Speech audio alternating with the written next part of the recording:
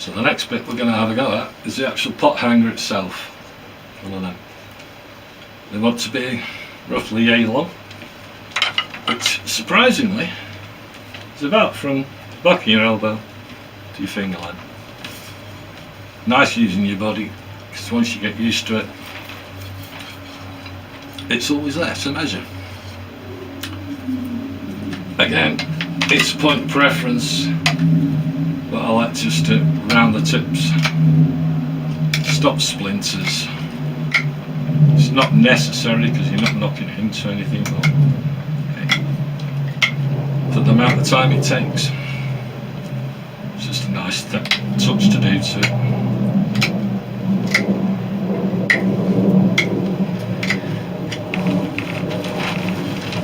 So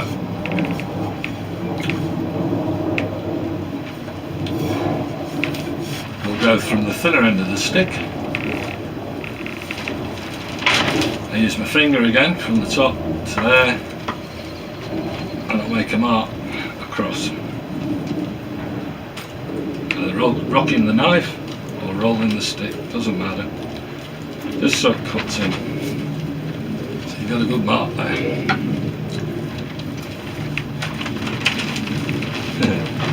Should put my glasses on. There. I'm going to take the knife at an angle and you're going to hold it there. You're going to get a baton or a mallet, depending where you are and what you've made, and you're going to form an X. So you want to be knocking that in as such. Go across it. There we go. And like that. So you've formed an X. Sure you won't be able to see it yet. So then you decide which way your beak hook wants to be. Mine's going to be this way because it's going to hang that way. So the beak's going to come down here at a V. So the top part of the X I want to leave in. I'm going to take the side and just gently take the bark off.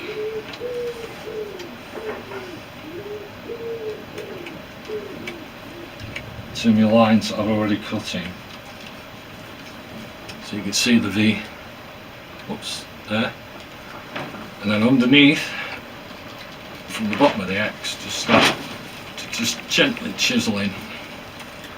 And then work your way in from the sides, cutting into it. Using the thumb push if you like.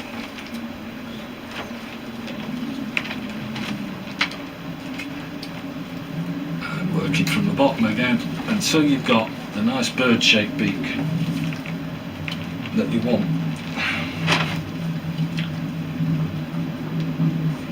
Put into it.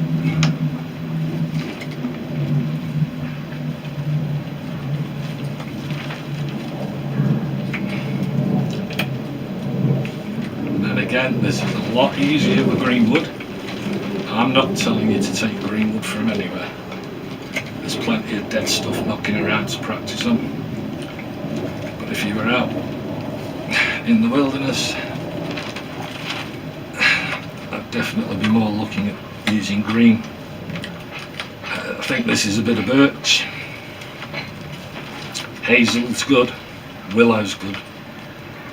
Both good woods for using for pot hangers. That's sustainable on the hazel and willow side.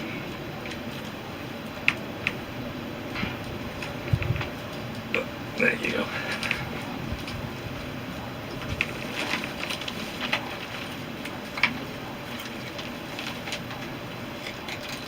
And you will end up about halfway through the actual timber you're using, so they do have to be thick enough to accommodate what you're trying to do.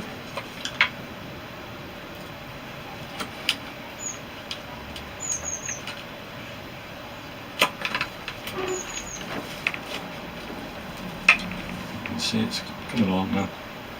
The idea really that will hang on your fingertip. If you can do that with it, you're either there or not far off. But Let's tidy that up a little bit.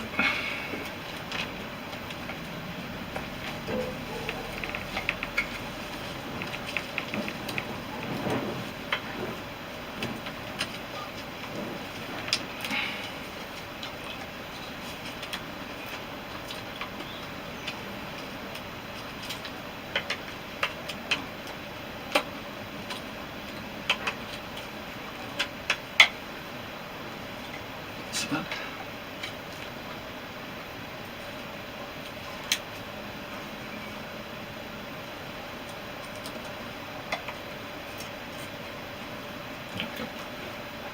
One bird hook beak, one bird beak hook. That's a tongue twister, and that should hang on, I think.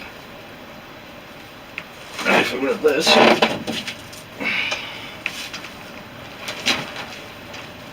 it should hang from there.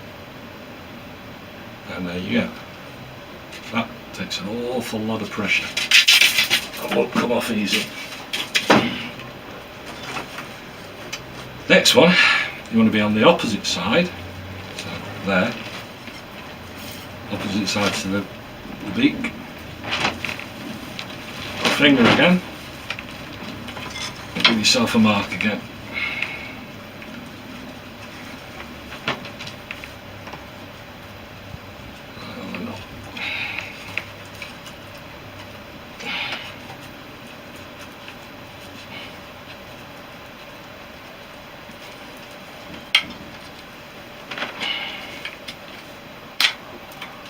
Shifting that knot out of the way. Now this time you want to form the X. So with a baton, well, a baton is just a good heavy piece of twig that's around for you to use.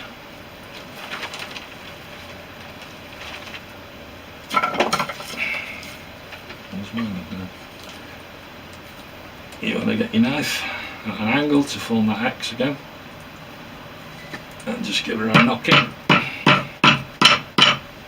All the way through.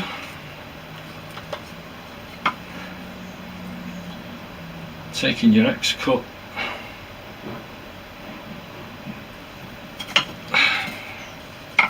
which would be a lot easier if that knot wasn't there.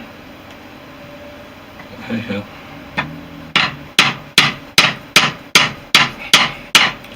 Give her a good bash in. Now this time you want to make sure when you're cutting it that you've got this beak opposite to this beak.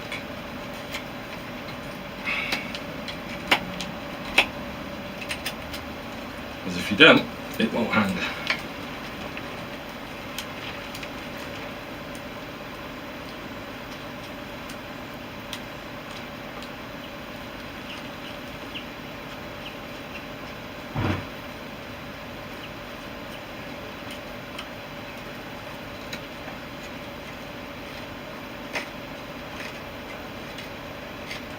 And using the push foot, thumb push foot,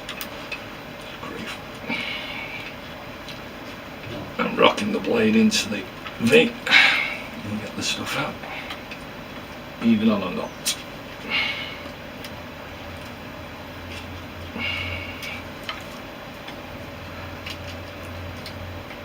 Just takes a little bit more work because of the harder material.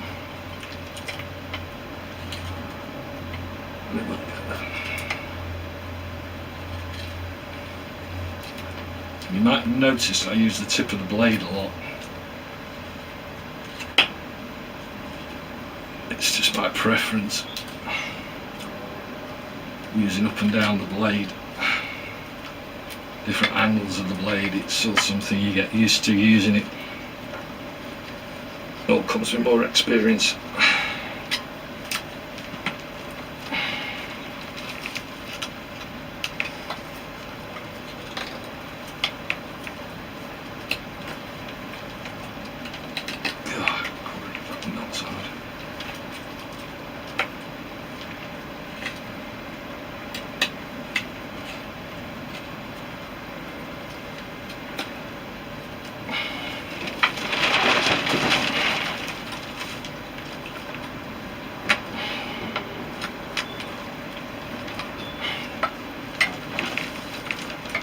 said, you'll get the knot out of the way.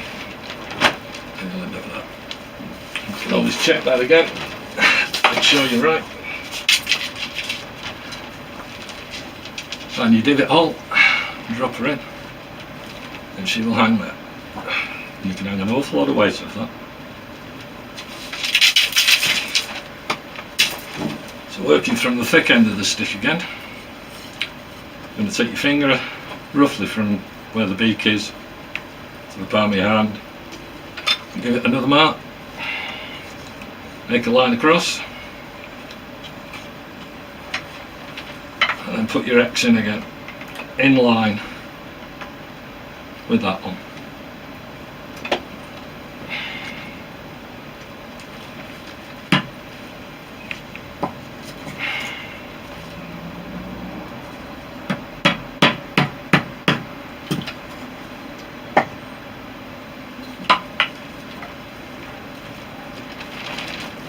Or roughly in line with that one.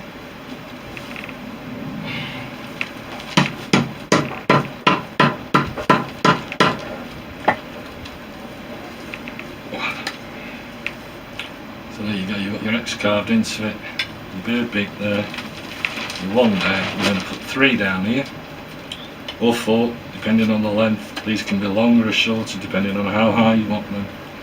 One thing you have to keep in mind is when you're carving this, to make sure you're carving them in the same direction, because if you carve one in the wrong direction, it won't be any good.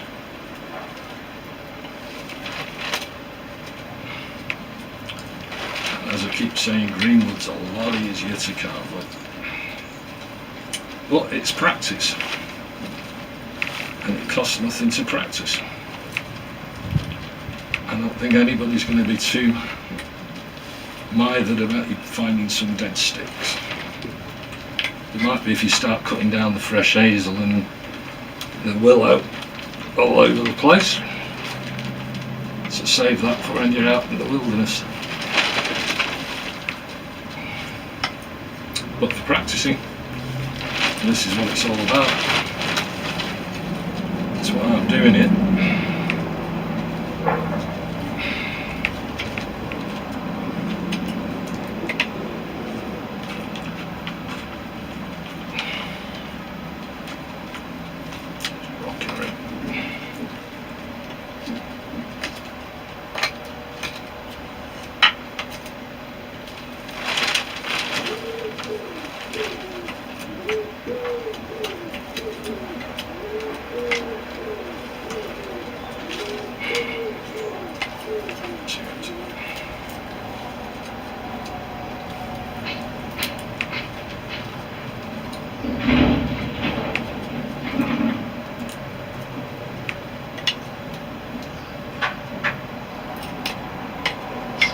And there's the sound.